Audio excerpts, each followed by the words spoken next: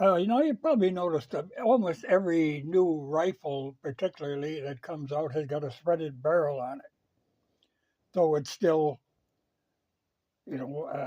expensive to get a suppressor. Well, in the first place, the suppressor costs a lot, and then you have to have a license to buy it, which is hopefully going to go away. You know, they've been talking to getting rid of that law for quite some time because it's really stupid.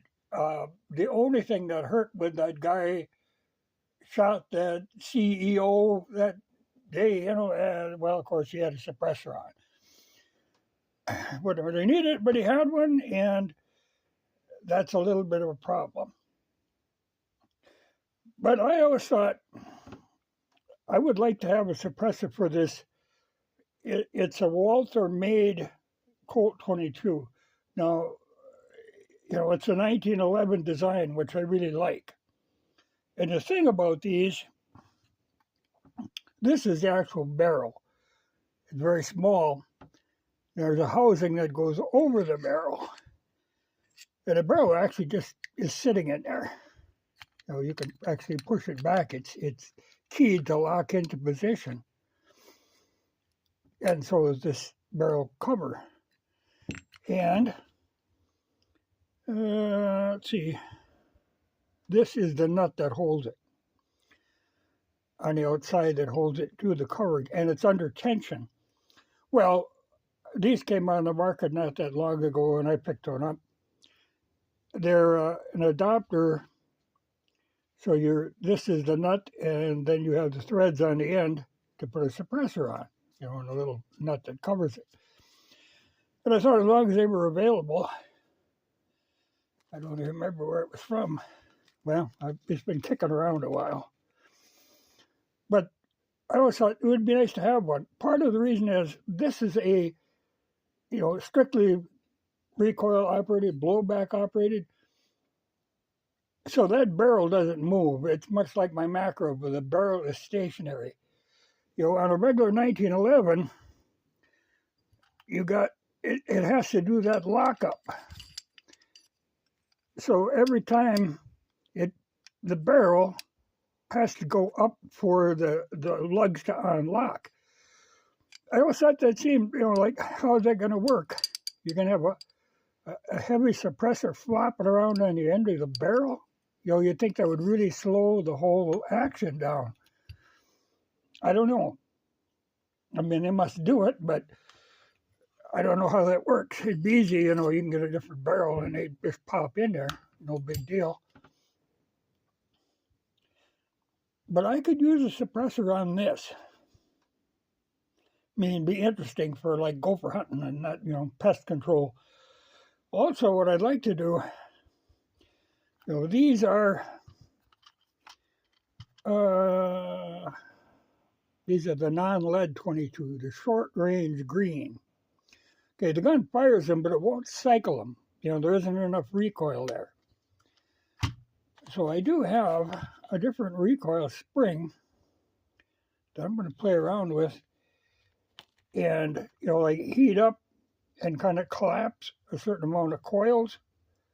Take the temper out of them and see if I can get it to the point where it'll actually cycle with these or the quiet. I mean, they make a special quiet 22 because here again, you're over subsonic. And that's where you get the crack, the noise. Yeah, these are 1650. Yeah, lead-free 21 grain. But I think it's like sintered aluminum or something. In plastic or something. There's not much there. Oh, it'd still take a gopher out. But I think I'm going to go ahead and put this on there with the hope, well, that way I won't lose it, but with the hope that someday they're going to get around to repealing that.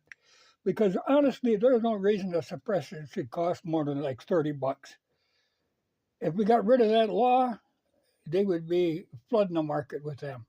But they want hundreds of dollars, and it isn't exotic technology. I mean, it's a pretty straightforward thing. I would like to see that happen, but they got to get over that myth of a silencer that's been promoted on television. Though I just see the crazy thing one day. Okay, a guy had this 4570 with an integral suppressor that was built into the gun. So it was a lever action with these tactical things. And it only had, the actual barrel was like 5 inches long. And then there was a whole lot of suppressor out in front of that barrel. And he was shooting that, and he had other people shooting that. And they're all saying, "Oh man, I got to get one of these," And I'm looking at that, and I'm watching. There was no recoil. Okay, now that has very little to do with the suppressor. I think what that guy was doing was he had these things loaded way weak. I mean, you can do that with a 4570. You can really vary the load.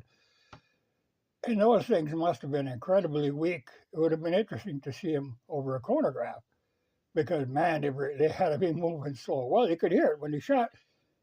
You hear the hammer click, and then a little while later, clink, it would hit a target. It's foolishness, but it really turned people on thinking, oh, my God, I can have a powerful 4570 that doesn't make hardly any more noise than what the hammer click was. Well, it was nonsense. But it was interesting because really it'd take a hell of a suppressor to quiet down a full power 4570. It ain't going to happen. And you could see when he was shooting it, there was no recoil. I tell you, with a 4570, you're going to get recoil. I thought that was funny. But, all the people that were shooting it, oh boy, they thought this was cool. It's just stupid. But there are more guns coming with, they were built a suppressor into them, which must mean you have to get a permit to get them. I don't know. But it would make a lot of sense. I mean, it would be, like I say, I've said this before, I wish some of my neighbors would have suppressors because look at a Sunday afternoon, they'll be banging away, But I think I'll go ahead and put that together with that. I really like, this is a very nice little 22, and everybody who's had one of these has been impressed with it.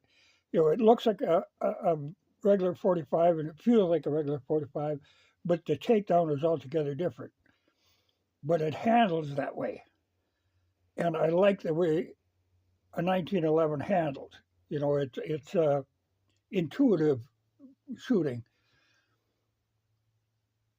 But it would be nice to have a suppressor on it. And like I say, with that stationary barrel, I think that would work pretty slick.